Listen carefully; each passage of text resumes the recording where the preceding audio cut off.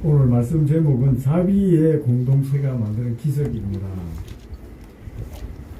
국내외적으로 혼란한 시기입니다. 우크라이나와 러시아의 전쟁이 그칠 것 같았는데 요즘 또 뉴스를 보면은 폴란드로 불똥이 뛰어서 확전이 될 것 같은 위기가 고조되고 있습니다. 이런 시기에 미국은 자국의 이익을 위해서 동맹국인 우리 한국에도 고율 관세를 부과하고 압박하고 있습니다. 자국 내에 투자를 강요하고 있습니다. 또한 이 한반도 한국 땅은 지정학적 위기가 있습니다. 북한의 핵 위험과 전쟁 가능성에 노출되어 있습니다.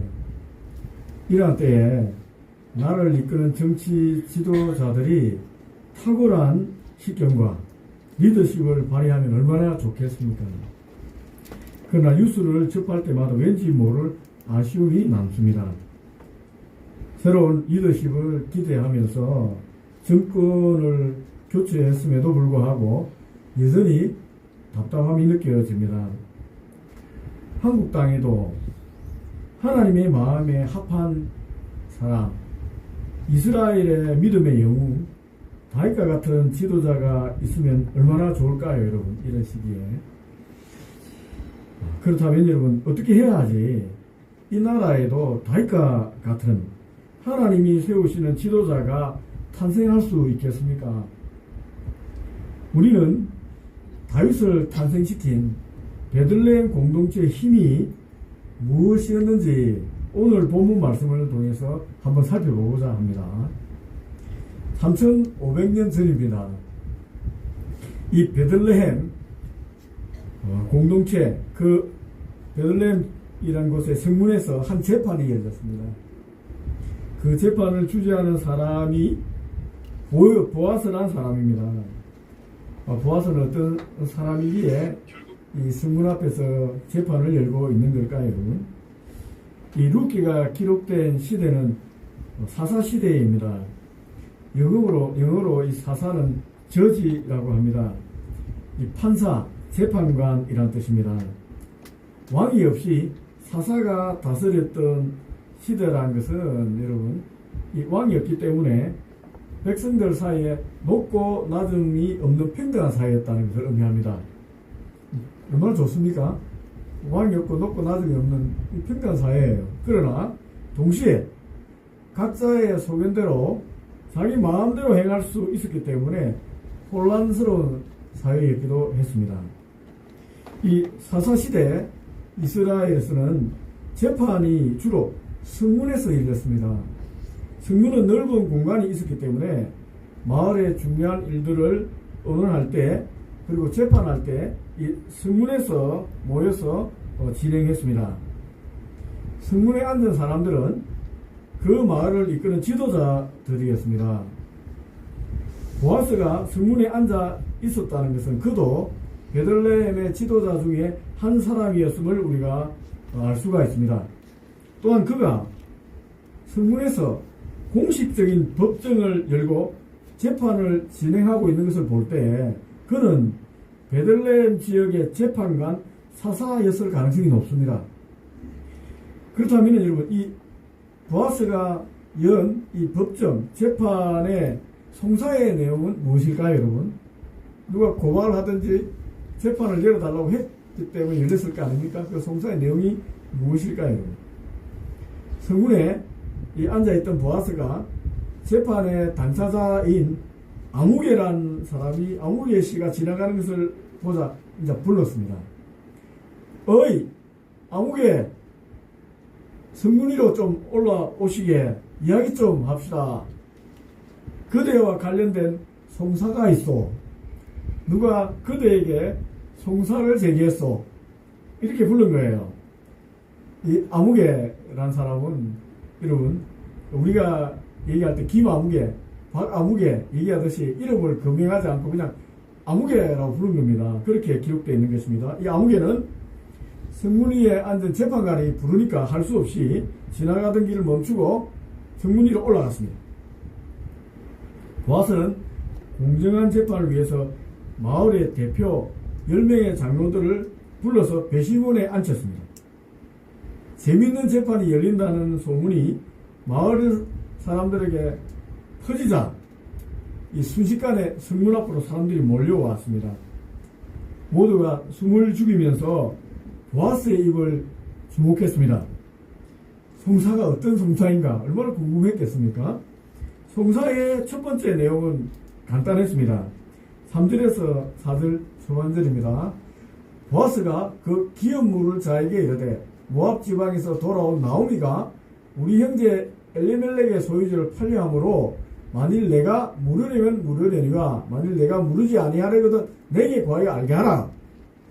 즉 나오미란 사람이 팔려는 땅을 이 아무개가 살 것인지 결정해 달라 하는 게 첫 번째 송사 내용입니다.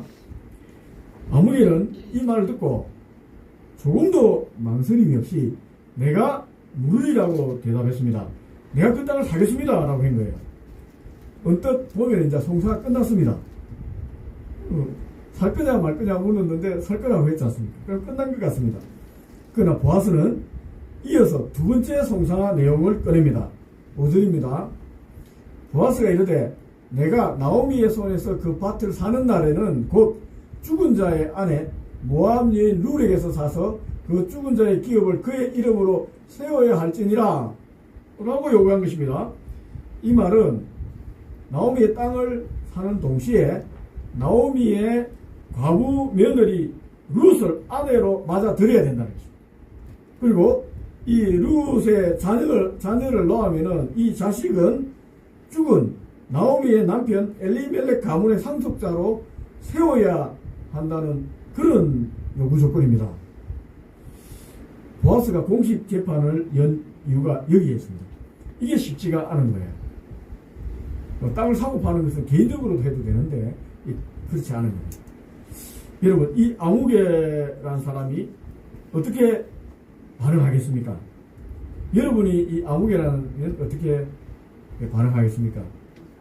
땅도 사고 젊은 여자를 아내로 맞이하니까 꼭 먹고 알 먹고 아닌가 생각할 수 있습니다.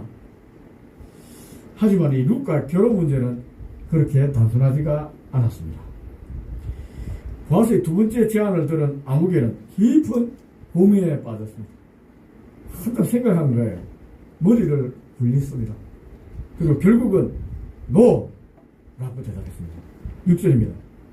그 기업 물을 자가 이르되 나는 내 기업에 손해가 있을까 하여 나를 위하여 물지 못하노니 내가 물을 것을 네가 물으라. 나는 물지 못하겠노라 하는지라. 거부한 거예요. 그리고 자신의 기업 물을 권리를 바로 보아스에게 양도해버렸습니다. 자기의 재산이 손해될까봐 바로 양도해버린 거예요. 8절입니다. 이에 그 기업 물을 자가 보아스에게 이르되 네가 너를 위하여 사라 하고 그 신을 벗는지라. 신을 벗어주는 행위는 권리를 양도할 때 사용한 고대 이스라엘의 관습이었습니다. 신을 벗어주는 거예요. 내가 기업 물을 권리를 너에게 넘긴다 라고 권리를 양도한 것입니다. 이거는 합법적인 재판 장소에서 벌어졌습니다. 딴 말 할 수가 없는 거예요.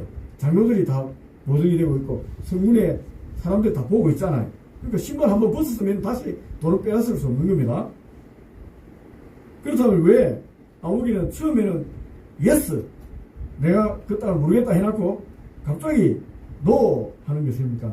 여러분 룻과 결혼해 낳은 아들을 나오미에게 양자로 보내는 것이 왜 그렇게 자기 재산에 큰 손해가 있는 걸까요? 여러분 이 재판은 지금 하나님이 제정하신 기업 무르는 법에 근거하고 있습니다. 재판하려면 여러분 이 법조항이 있어야 되잖아요. 지금 이 재판이 열리는 근거 법조항은 기업 무르는 법입니다. 레위기 25장에 있는 토지 무르기 법 조항입니다. 그런데 이 보아스가 이 조항에다가 한 개를 더 엎은 거예요. 신명기 25장에 있는 계대 결혼법을 연결하여 적용해버린 것입니다. 이 두 번째 법조항에 대해서 이 아무개가 부담이 되니까 노한 거예요. 계대 결혼이라는 것은 여러분, 형이나 형제 중에 한 명이 결혼하고 자식이 없어 죽으면은 그 죽은 형제의 아내를 자기가 취하는 거예요. 그리고 자식을 낳으면은 그 죽은 형제의 이름으로 있게 하는 것이 계대 결혼법입니다. 첫 번째, 나오미 안건에 인용된 법조항은 레위기 25장 23절에서 25절입니다. 이렇게 기록되어 있습니다. 토지를 영구히 팔지 말 것은, 토지는 다 내 것이다. 하나님 거라는 거예요. 만일 네 형제가 가난하여 그의 기업 중에 얼마를 팔았으면 그에게 가까운 기업 물을 자가 와서 그 형제가 판 것을 물을 것이요. 물은다는 것은 사서 돌려준다는 것입니다. 여러분, 아무개가 나오미의 땅을 사겠다고 한 것은 이 율법 조항에 따라서 가난한 친족의 땅을 자기 돈으로 사서 의무를 이행하겠다는 것입니다. 여기까지 보면은 이 아무개가 괜찮은 사람입니다. 그렇잖아요. 형제 중에 가난하니까 자기 돈으로 땅을 사서 돌려주겠다는 거잖아요. 괜찮은 사람입니다. 그런데 이제 두 번째 법조항에 보아스가 이제 연결한 두 번째 법조항이 걸립니다. 두 번째는 나오미의 며느리 룻에 대한 안건이 인용된 법조항입니다. 신명기서 25장 5절 6절입니다. 형제들이 함께 사는데 그중 하나가 죽고 아들이 없거든 그의 남편의 형제가 그에게서 들어가서 그 여인이 낳은 첫 아들이 그 죽은 형제의 이름을 잊게 하여 그 이름이 이스라엘 중에서 끊어지지 않게 할 것이다 라고 분명히 기록되어 있습니다. 둘 다 하나님의 말씀법입니다. 둘 다 가난하고 힘든 자들을 위해서 하나님께서 만드는 법입니다. 나오미는 남편 잃고 두 아들을 잃어버렸습니다. 그리고 며느리 모압 여자 룻과 함께 베들레헴으로 돌아왔습니다. 보아스는 신명기 율법에 따라서 아무개에게 룻과 모압 여자 룻과 결혼해서 자식을 낳고 그 자식을 나오미의 가문을 잇는 상속자로 삼아야 된다. 법에 적혀 있으니까 법대로 하라 라고 요구합니다. 이런 두 율법이 이 두 율법을 보아스를 아주 깊게 연구한 거예요. 그래서 이 아무개라는 사람이 이 두 조항을 한꺼번에 이행하지 않으면 포기하도록 만들려는 의도가 있었던 것 같습니다. 어쨌든 보아스가 이 룻과 나오미에 대해서 아주 성경 말씀 깊이 연구했다는 거예요. 놀라운 지혜가 보입니다. 지혜가 보통 하나씩만 연결하는데 보아스가 두 개를 연결시켜서 묶어서 지금 얘기하고 있는 것입니다. 아무개는 두 번째 의무를 듣고 바로 포기했습니다. 그가 나오미의 땅을 살해했던 진짜 이유가 여기에 드러나는 겁니다. 그가 괜찮은 사람이었다고 생각했는데 아니었던 거예요. 그는 나오미가 지금 아들이 없습니다. 자신이 나오미의 땅을 되사주면 결국은 나이 많은 나오미는 곧 죽을 것입니다. 그럼 그 땅도 결국은 제일 가까운 친족인 자기가 소유하게 될 것입니다. 머리가 계산한 거예요. 내가 사줘도 결국은 내 땅이 된다. 그럼 내 땅이 넓어진다. 라고 생각한 거예요.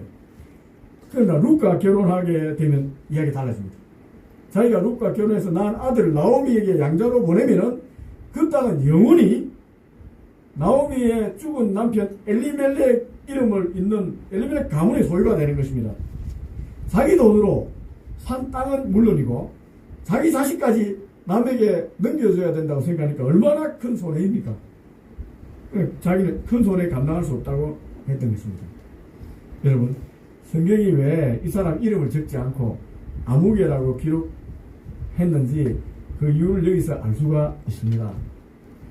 자신의 이익을 위하여 하나님의 말씀을 이용하는 자, 나오미 땅 살려고 했잖아요. 자기 불 취하려고 하나님의 말씀을 이용하는 자, 가난한 형제의 어려움을 외면하는 사람, 그 사람이 바로 아무개입니다. 이름을 기록할 가치도 없다는 거예요. 성경의 이름을 기록할 가치가 없는 사람 아무개로 처리해버리는 것입니다. 돈 되니까 자기가 하고 이 하나님 다른 말씀 손해보는 것을 안 하겠다는 거잖아요. 가난하고 힘든 우리 이웃 가족들 돕지 않겠다는 거예요. 하나님 말씀을 자기 유리한 것만 취하겠다는 거예요. 하나님께서는 그런 사람을 이름을 기록하지 않습니다. 생명처럼. 그냥 아무개다. 그렇다면 이 재판 결과는 어떻게 될까요, 여러분? 이 보아스가 신을 받았을까요?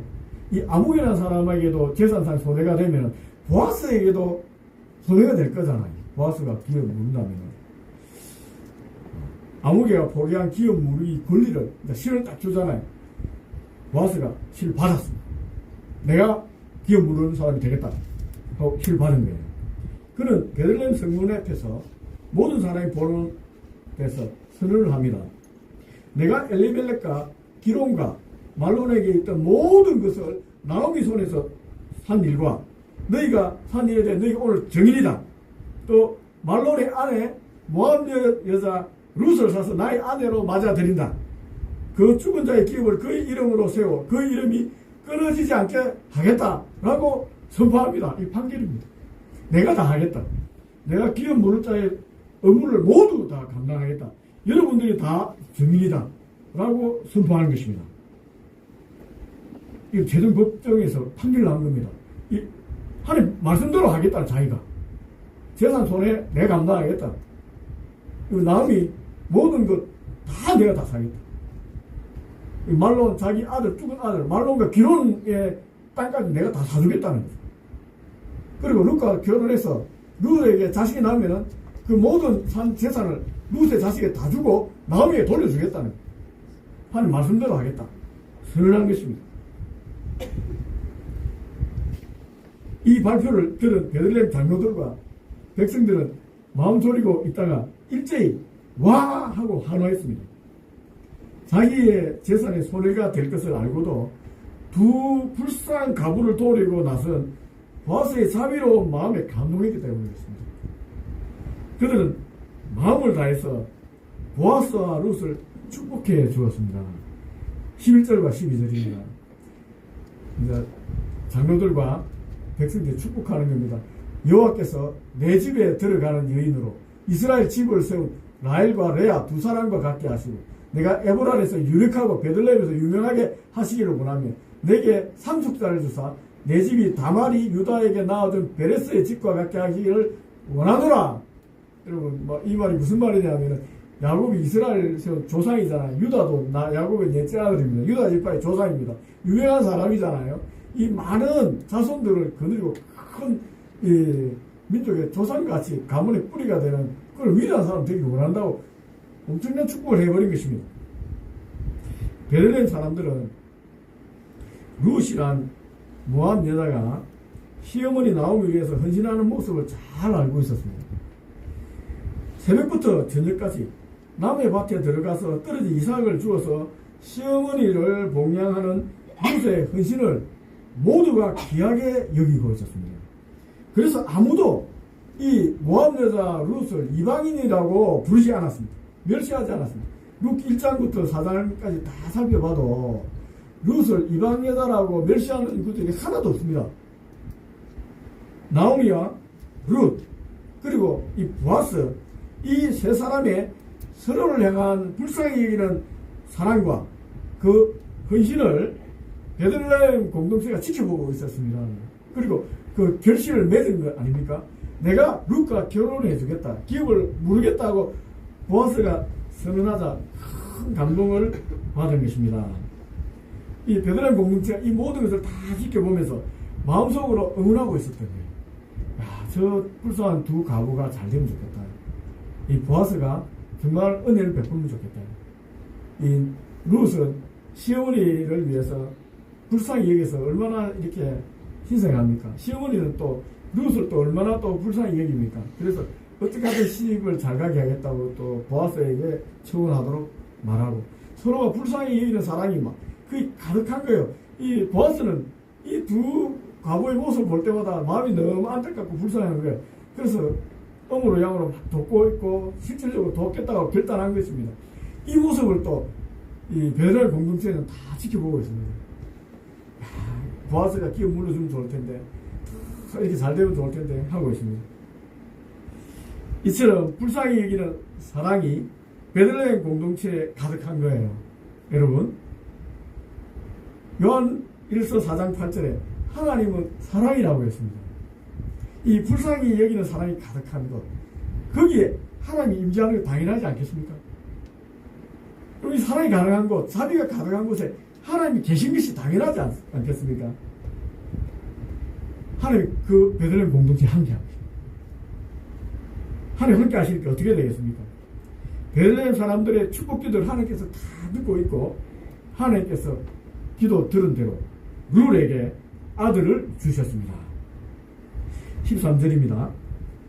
이에 보아스가 룻을 맞이하여 아내를 삼고 그에게 들어갔더니 여호와께서 그에게 임신하게 하심으로 그가 아들을 낳은지라. 아들을 주신 거예요, 여러분. 마침내 나오미가 손자를 품에 안았습니다. 여러분, 남편과 아들을 잃고 절망하던 그녀에게 이 손자가 생긴 거예요. 나오미란 히브리어 본래 뜻이 뭡니까, 여러분?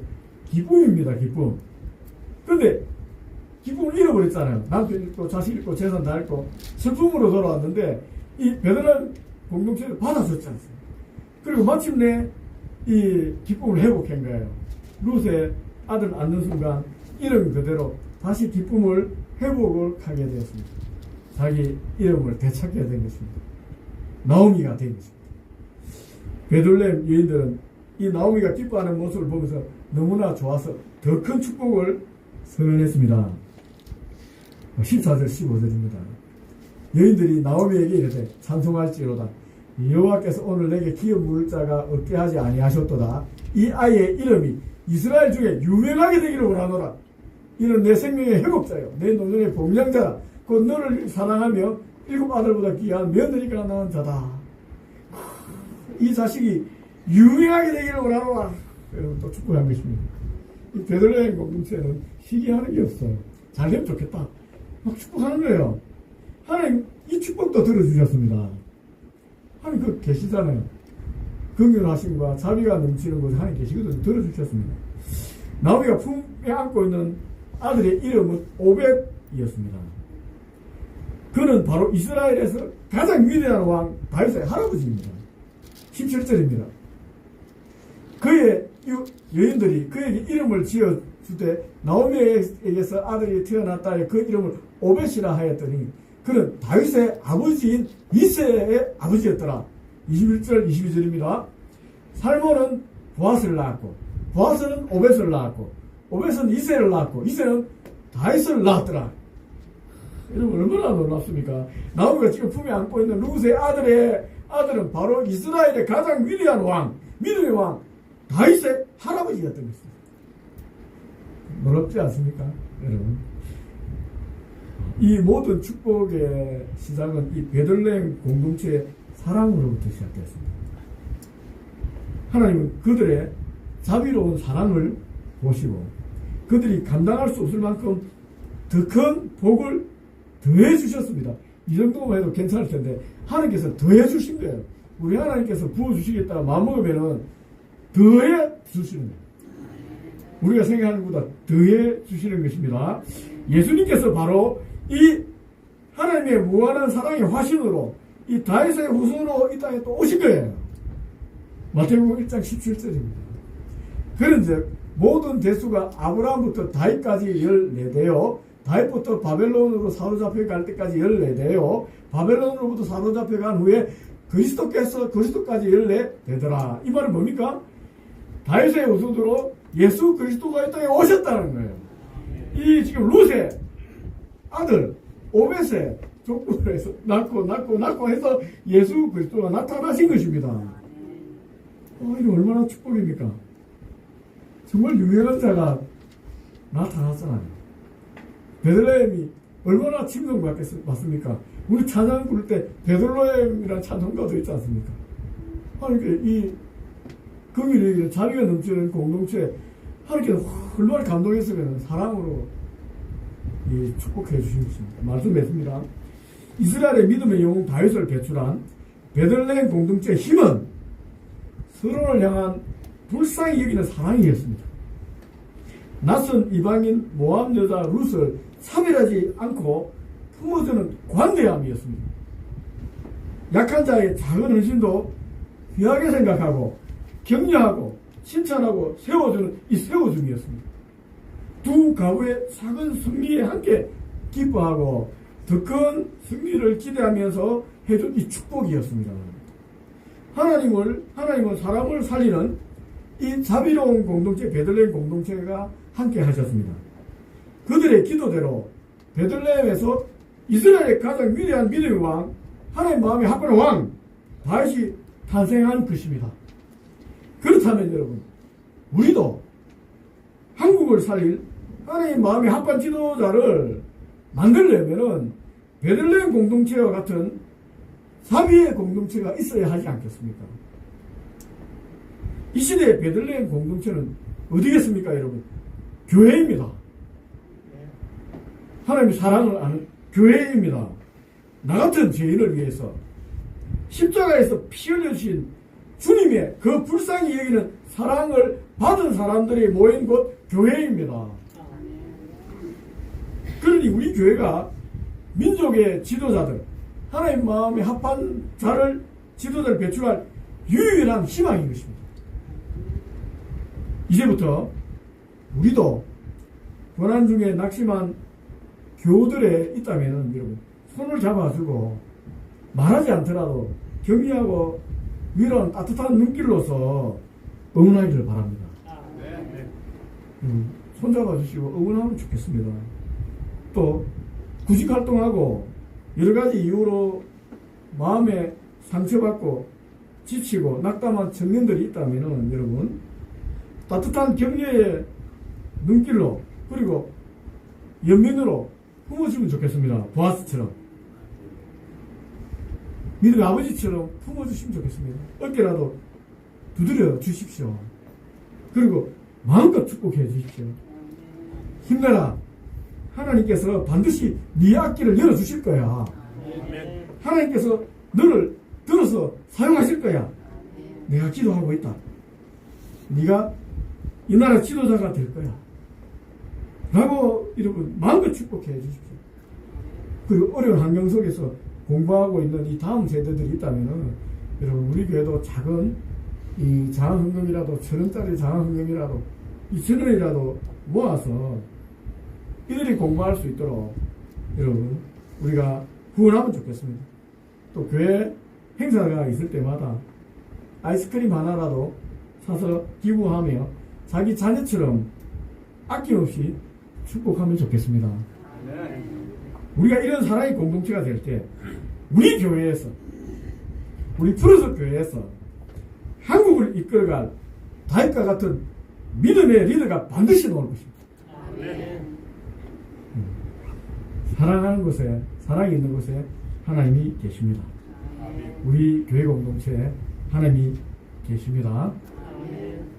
하나님이 계신 곳에 반드시 위대한 역사가 일어납니다.